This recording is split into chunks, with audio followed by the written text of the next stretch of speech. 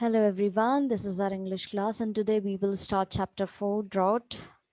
It is written by Sarath Chandra Chatterjee.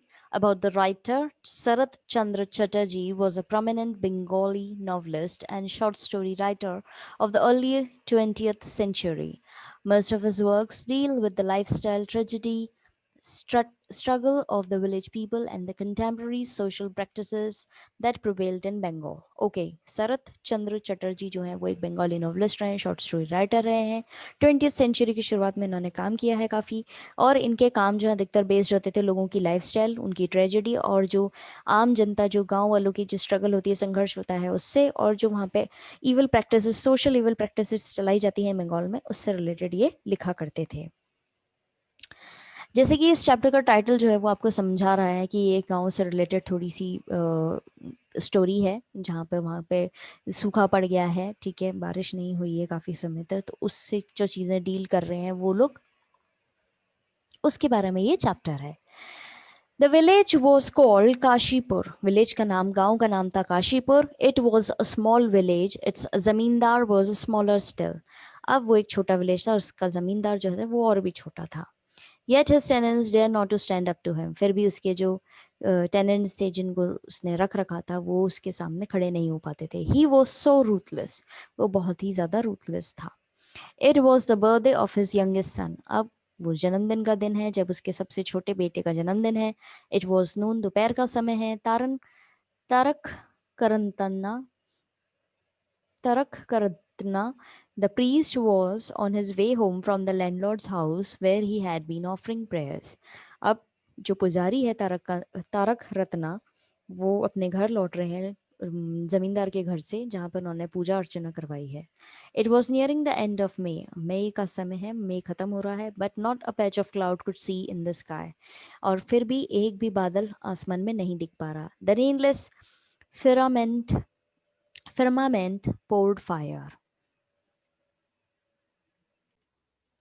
अब खाली बारिश नहीं हो रही है यहाँ पे, और खाली जो बादल हैं वो आग बरस रहे हैं, ठीक है, बादल खाली, आसमान जो है वो आग बरस रहा है, बारिश वाली एक भी बादल नहीं दिख पा रहे हैं।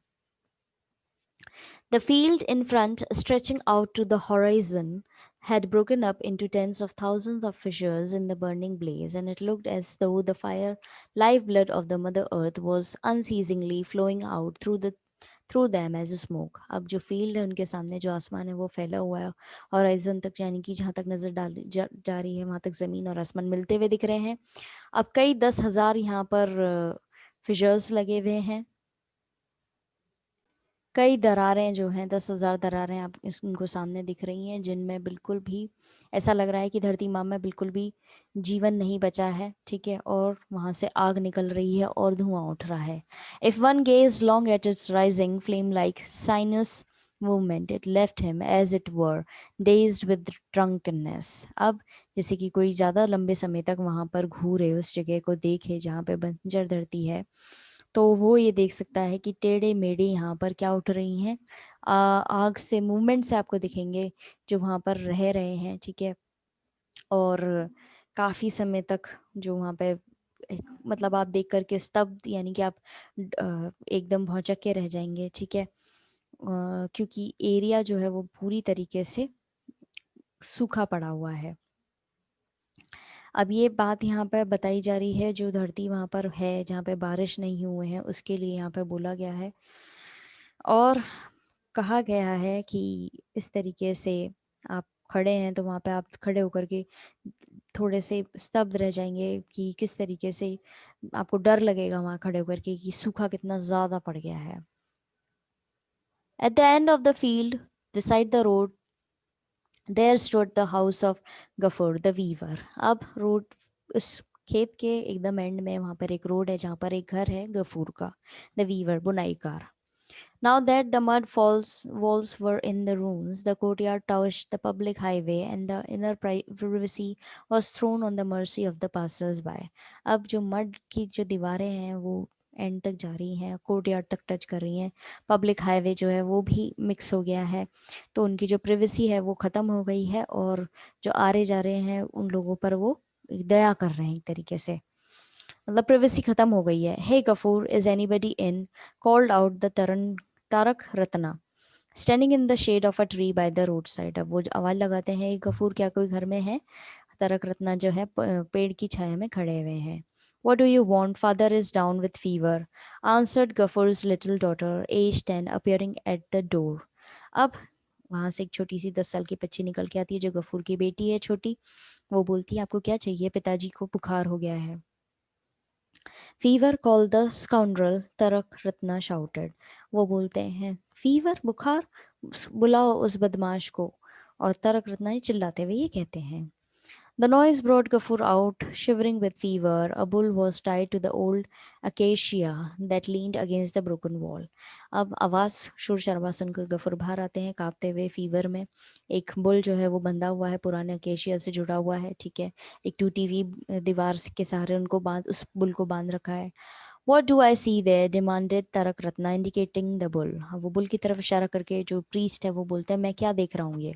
Do you realise that the landlord will no not tolerate this. तुम पता है कि लैंडलॉर्ड जो है यानी ज़मींदार जो है वो इस तरह की चीज़ को टॉलरेट नहीं करेंगे, बर्दाश्त नहीं करेंगे. His face was crimson with indignation and the heat of the sun. उस उनका जो मुंह था वो पूरी तरीके से टेंड हो गया था, यानी उस पर थोड़ी सी परत जम गई थी, ठीक है, गर्मी के कारण.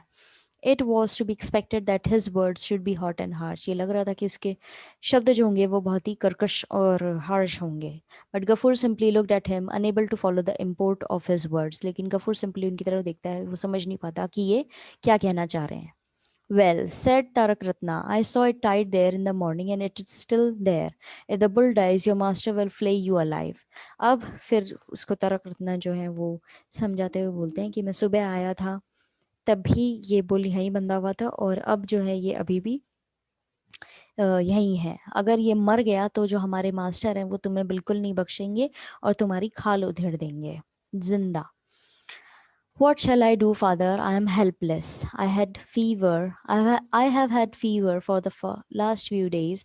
I can't take him out to graze. I feel so ill. अब ये बोल रहे हैं कि मैं क्या करूं मास्टर, मैं मतलब पिताजी मैं अब क्या करूं, मैं बिल्कुल असहाय हूँ. मेरे को कुछ दिनों से फीवर आ रहा है और मैं बिल्कुल भी हिम्मत नहीं हो पा रही कि इसको लेके मैं जा सकूं और इसको बाहर चरा सकूं. Can't you let him graze by himself. क्या तुम उसको अपने आप से ग्रेज नहीं करने दे सकते, तुम उसको अपने आप से चरने नहीं दे सकते. ये यहाँ पे कह रहे हैं, इस तरीके से क्वेश्चंस पूछ रहे हैं उनसे, क्योंकि वो जानवर जो है इतनी तपती गर्मी में बंधा हुआ है सुबह से, तो ये उसको क्वेश्चन उठा रहे हैं. तो अभी तक हमने पढ़ा किस तरीके से एक जगह पर सूखा पड़ रहा है. जगह का नाम, उस गांव का नाम काशीपुर है. वहाँ के ज़मींदार वैसे साइज़ में बहुत छोटे हैं लेकिन उनके आगे कोई हिम्मत नहीं कर पाता बोलने की. और वहाँ पर जो प्रीस्ट है पूजा अर्चना करा के, उनके छोटे बेटे का बर्थडे था तो उसका पूजा अर्चना करा के लौट रहे हैं. देखते हैं एक बहुत एरिया जो है सूखा पड़ा हुआ है और वहाँ पर लोग बाग जो हैं वो मतलब लोग बाग तो नहीं, वहाँ पे पूरा एरिया जो है बंजर हो रहा है, दरारें पड़ गई हैं और बिल्कुल भी आसमान में एक भी बादल नहीं है बारिश वाला और आसमान भी आग बरस रहा है.